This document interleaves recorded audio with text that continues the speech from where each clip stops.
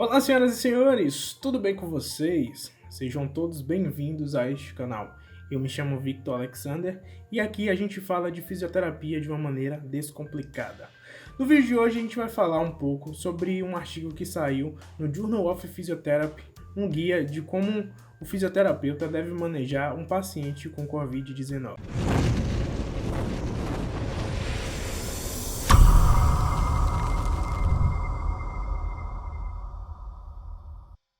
Antes de começar, eu gostaria muito de agradecer a todos vocês pelo feedback positivo que vocês deram no último vídeo. Eu fiquei muito feliz pelos comentários, pelos directs que eu recebi, e eu fiquei muito surpreso que muita gente não sabia que o fisioterapeuta atuava na unidade de terapia intensiva. Isso me motivou cada vez mais trazer mais conteúdos para que as pessoas conheçam que a fisioterapia ela pode ajudar e muito dentro da unidade de terapia intensiva. Então, se você gostar desse vídeo, deixa um like e não esquece de se inscrever aqui no canal. Bem, o artigo que eu vou falar hoje é um guia que demonstra como o fisioterapeuta deve manejar o paciente com Covid-19. Ele foi feito por autores australianos e nele contém algumas informações de como um hospital e como uma unidade de terapia intensiva deve coordenar os fisioterapeutas para desenvolver um trabalho com pacientes com Covid-19. Eu gostaria de falar para vocês que eu estou trazendo em consideração aqui apenas alguns aspectos que esse artigo traz. Eu recomendo que você leia o artigo completo, o link está na descrição, e assim poder tirar melhores conclusões. Ele separa em alguns blocos como deve se proceder e como recrutar e formar uma força-tarefa para que os profissionais possam trabalhar durante esse período. No primeiro box, ele evidencia essa formação de uma força-tarefa para recrutamento dos profissionais fisioterapeutas. Então ele aborda aspectos como fisioterapeutas que estão de férias ou de licença, que foram aposentados recentemente, que têm uma carga horária diferenciada e que desenvolvem muitas vezes apenas um turno de trabalho, e esses fisioterapeutas eles deveriam ser recrutados. Então ele dá uma noção no primeiro box de como recrutar os profissionais e em que aspectos, também levando em consideração as suas habilidades. Ele fala lá também sobre as habilidades dos fisioterapeutas em unidade de terapia intensiva, mas também leva em consideração os profissionais que não têm uma intimidade nem uma ligação no ambiente de UTI.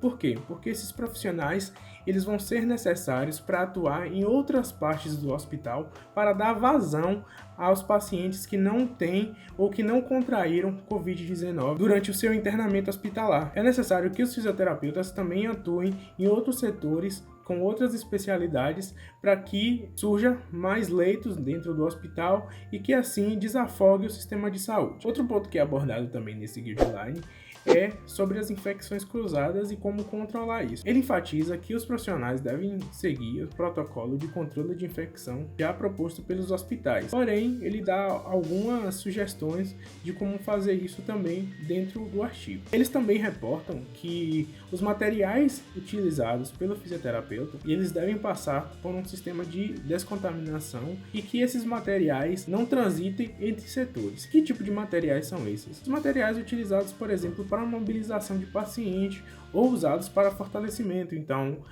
cicloergômetros, halter, faixas elásticas. Esses materiais devem passar por uma desinfecção antes de serem utilizados por outros pacientes e que esses materiais não fiquem circulando entre setores, mesmo que seja de UTI, que aqueles materiais sejam concentrados apenas para a utilização daquele setor. Sobre o controle de infecção, eles também se preocupam com alguns procedimentos que são utilizados dentro da UTI, não somente pelos fisioterapeutas, mas pela equipe inteira, e ele elenca algumas dessas técnicas para que se evite partículas aerosóis que esses procedimentos podem causar. Então, eu elenquei duas aqui que eu acho importante. A primeira delas é que não se recomenda o uso de ventilação não invasiva, a famosa VNI, por dois motivos. Primeiro, que ela tem uma alta taxa de aerolização de partículas, e o segundo é que foi-se observado que ela tem uma alta taxa de falha, então eles propõem a não utilização da VNI durante esse período, e que todas as técnicas que forem utilizadas, elas devem pesar o custo-benefício antes de ser feita para esse paciente. Outra técnica também que eles citam é a de sistema de aspiração fechada, que os hospitais eles devem adotar o sistema de aspiração fechada justamente para evitar duas coisas: a desconexão do paciente e assim ele perder durante alguns momentos aquela pressão positiva que está ali mantendo os alvéolos abertos, e também para diminuir o risco de contaminação, já que com o sistema fechado você consegue aspirar o paciente sem desconectar ele e assim não vai promover uma aerolização de partículas. Ele também indica quais pacientes devem ou não devem ser abordados. Os pacientes que não devem ser abordados são pacientes que não possuem tosse produtiva e que não têm uma consolidação exudativa. São pacientes que geralmente vão cursar com a pneumonite, mas não vai ter uma tosse produtiva e também não vai ter repercussões quanto à oxigenação e ventilação. Então, os pacientes que vão ser priorizados são pacientes que têm consolidação exudativa, têm uma dificuldade de ventilação e oxigenação, principalmente com queda de saturação, e que não consigam expelir essa secreção de uma maneira ativa, não tem uma tosse produtiva e não consegue limpar essa secreção. Então a abordagem fisioterapêutica ela é importante. Um ponto muito importante que eu vi nesse artigo também é que eles se preocuparam no estado psicológico desse profissional. Durante esse período, esse profissional vai ser exposto a uma grande carga de trabalho e estresse e, consequentemente, uma grande preocupação, tanto na autoproteção quanto na proteção dos seus familiares também. Então esse tipo de preocupação e estado psicológico pode abalar a moral da equipe e assim dificultando ainda mais o trabalho.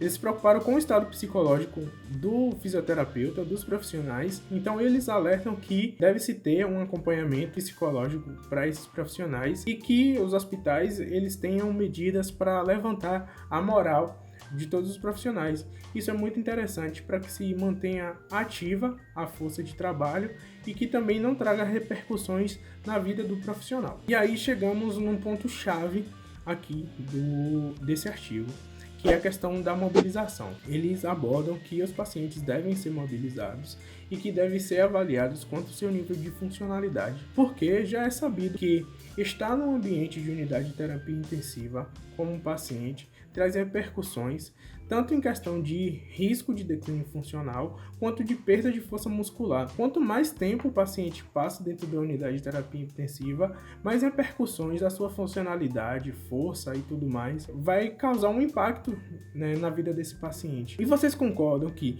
se esse paciente sai com nível de funcionalidade baixo, não desenvolvendo as atividades que ele costumava desenvolver antes e que ele tem dificuldade na função que ele exerce, esse paciente provavelmente vai ocupar o sistema de saúde, seja num curto ou num longo prazo. Esse paciente ele vai voltar para o sistema de saúde de alguma maneira. Então a mobilização é extremamente importante, é o fisioterapeuta devolvendo a vida do paciente. Então a funcionalidade do paciente ela deve ser levada em consideração. A parte respiratória está inclusa junto dessa função, porque se o paciente não respira bem, ele não participa bem, ele não exerce suas atividades de maneira adequada. Porém, deve-se pensar o paciente como um todo. Então, os níveis de mobilização, o quanto esse paciente é mobilizado no leito, o quanto ele é ativamente estimulado, vai ter um impacto muito positivo. A questão do rolar, do sentar, do levantar, para que ele possa fazer, por exemplo, as suas atividades de vida diária, a sua higiene pessoal e que não dependa de outras pessoas para estar, por exemplo, se locomovendo, para poder sentar para comer, para poder rolar durante a noite e mudar de posição na hora que ele estiver dormindo. Então ele pode estar retornando justamente por uma deficiência dessa função. E pessoal, esse é o vídeo de hoje. Se você gostou, deixa aqui o seu like. Não esqueça de se inscrever no canal. Vamos fazer desse canal um grande portal da fisioterapia, que seja um lugar que a gente possa trocar conhecimento, possa trocar ideias e que a gente cresça cada vez mais. Então, se você gostou, não deixe de compartilhar, não deixe de se inscrever no canal e até a próxima.